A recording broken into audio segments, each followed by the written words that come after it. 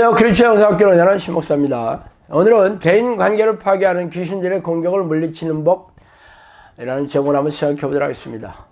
제 사역은 성령과 동의하는 기도 훈련을 하는 것이지만 그 사역의 중심에는 귀신의 공격이나 계략 등을 가르치고 귀신을 쫓아내야 합니다. 귀신들은 이 기도 훈련을 집요하게 방해하고 공격하기 때문이죠. 아시다시피 귀신들은 죄의 덫을 놓고 죄를 짓게 만들어 부추기며 유혹하여 죄인으로 삼고 있죠. 하나님은 죄를 미워하며 죄인을 가까이 하실 수 없는 분이시기 때문에 죄인들은 죄다 귀신들의 포로가 되는 셈입니다. 귀신들이 넣어주는 죄된 생각들은 성경에 조목조목 나열하고 있죠. 그러나 사람들은 성경 말씀을 일상에 비추어 적용하며 살아가는 능력이 현저히 떨어지고 있어요. 그래서 대부분의 교인들은 교회에 나와서 종교의식이나 혹은 희생적인 신앙행위를 하는 것으로 신앙생활을 하면서 일상의 삶으로 들어가서는 하나님을 모르는 세상 사람들처럼 인본적인 방식과 세상의 지혜와 경험을 토대로 살아가고 있습니다. 그래서 신앙의 연륜이 오래되고 교회 직분이 드높은 이들도 세상 사람과 진배 없이 무능하고 무기력하게 살아가는 이유입니다.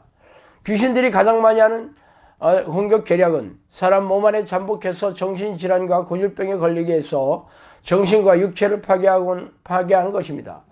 처음의 시작은 머리를 타고 앉아 부정적인 생각을 넣어주어 죄인으로 만들어 하나님이 돌보지 못하게 무장 해제를 시키고 나서 미움, 시기, 질투, 분노, 억울함, 서러움, 자기연민 등의 부정적인 생각을 넣어주어 서로 싸우게 하여 관계를 파괴하고 분열시키는 것이 그들의 공격 계략입니다. 그래서 젊은 부부가 격렬한 부부싸움 끝에 이혼을 하여 가족들이 뿔뿔이 흩어지고 장로파와 목사파 혹은 교인들끼리 파가 나뉘어져 반목을 일삼다가 교회가 분열되기도 하고 경영진과 노조가 서로 싸워 회사가 폐업하고 각종 데모로 나라가 위태로워지기도 합니다. 그래서 이 싸움에서 상처를 입은 사람들은 우울증과 공황장애 등의 정신질환에 시달리다가 자살을 하기도 합니다. 그래서 오늘은 사람들과의 관계를 파괴하는 귀신들의 전략에 대해 생각해 봅시다. 첫 번째로 먼저 모든 부정적인 생각을 넣어주는 귀신들의 공격을 인지해야 합니다. 미움, 시기, 질투, 증오, 분노, 짜증, 억울함, 서러움, 자기연민, 의심, 두려움, 불안, 걱정, 염려, 낙심, 절망 등의 부정적인 생각은 죄다 귀신들이 넣어주는 죄악된 생각입니다. 그러나 대부분의 사람들은 이런 생각이 귀신이 넣어주는 공격인지 인지하지 못하죠. 그래서 인간적이고 인본적인 생각을 하거나 그동안의 지식과 경험을 판단으로 하기 일쑤입니다. 그래서 내가 화를 내는 것은 당연하다. 이렇게 된 것은 내 잘못이 아니라 상대방, 심지어 부모, 환경, 대통령, 혹은 정부가 잘못했다고 생각하기 일쑤입니다. 이러한 상황에서 내가 어떻게 화를 내지 않을 수 있겠는가 등으로 생각하죠. 물론 미워하고 화가 나는 상황을 제공한 원인이 다른 사람에게 있을 수 있습니다. 그러나 성경은 화를 내는 것이 죄라고 콕 집어서 말하고 있죠. 나는 너에게 이르기니 형제에게 노하는 자마다 심판을 받게 되고 형제를 대하여 나가라 하는 자는 공회에 잡혀가게 되고 미련한 놈이라 하는 자는 지옥불에 들어가게 되리라. 마태복음 5장 22절 말씀이죠. 이 주인이 저를 불러다가 말하되 악한 종아 내가 빌기에 내가 내 빚을 탕감하여 주었거늘 내가 너를 불쌍히 여긴과 같이 너도 내 동관을 불쌍히 여김이 마땅치 아니하냐 하고 주인이 노하여 그 빚을 다 갚도록 저를 옥졸들에게 붙이니라. 저희가 각각 중심으로 형제를 용서하지 아니하면 내 천부께서도 너희에게 이와 같이 하리라. 마태복음 18장 32에 35절 말씀입니다. 당신이 어떤 이유나 상황이 어떤지 간에 화를 내는 것은 하나님이 싫어하시는 죄를 짓는 것입니다. 형제를 용서하는 이유는 상황이 용서할 만한 해서가 아니라 하나님께서 당신에게 베풀어 주신 사랑을 생각하여 용서하는 것입니다. 용서를 하지 못할 이유는 전혀 없습니다. 그러므로 어떤 상황이든지 간에 화를 내었어도 안 되고 육신이 약해서 화를 내었다면 즉시 전심으로 회개를 해야 될 것입니다. 두 번째, 공격당하는 상황을 지혜롭게 피해야 합니다. 자신의 의도와 상관없이 미움을 당하고 분노를 당하는 대상이 될지도 모릅니다. 많은 학생들이 왕따를 당하는 상황도 이와 다르지 않죠. 처음에 어설프게 대응했다가 상황이 걷잡을 수 없게 커버린 경우도 적지 않습니다. 일단 상대방이 자신을 미워하고 분노하고 짜증을 내며 공격한다고 봅시다.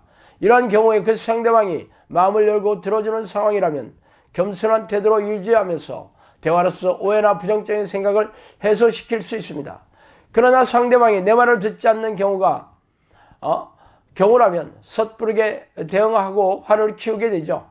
상대방의 생각은 본인의 생각이 아니라 귀신이 넣어주는 생각이기 때문입니다. 말하자면 귀신들이 앞잡이가 되어 나를 미워하고 분노하며 싸우려 드는 것이죠. 그러므로 이런 경우에는 선하기를 피해야 합니다. 피치 못할 사정이 아니라면 관계를 멀리해야 하죠. 귀신들이 넣어주는 생각은 일관적이지 않고 오래 걸리지 않습니다. 기복이 심해요. 그러므로 시간이 지나면 언제 그랬냐는 듯이 얼굴이 변하기 마련입니다. 그러므로 그들의 말과 행동에 일희일비하지 말고 적당한 거리를 두고 피해야 합니다. 저는 이런 경우에 그냥 콘크리트를 바르라고 조언을 해주겠어요. 사람과 싸우는 것이 아니라 사람 뒤에 있는 귀신과 싸운다는 것을 잊지 마시기 바랍니다. 사람의 능력으로는 귀신이 이길 수가 없어요. 대부분의 사람들은 이 사실을 망각하고 싸우다가 죄를 짓고 상처를 받고 고통을 호소합니다.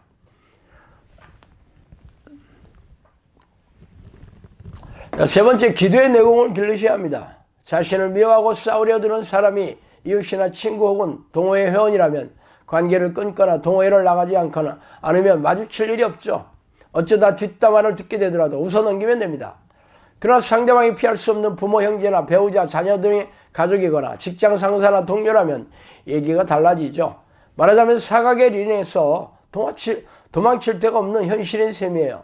이런 경우에도 최대한 관계를 피할 수 있다면 피하도록 노력해야 합니다.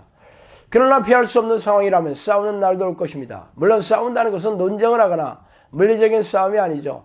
상대방 뒤에서 조종하는 귀신들과의 한판 싸움입니다. 그러므로 이 싸움에서 승리하려면 기도의 내공을 길러야죠. 성령이 내주하여서 귀신들의 공격을 무력화시키거나 쫓아낼 수 있는 영적 능력의 소유자가 되어야 합니다.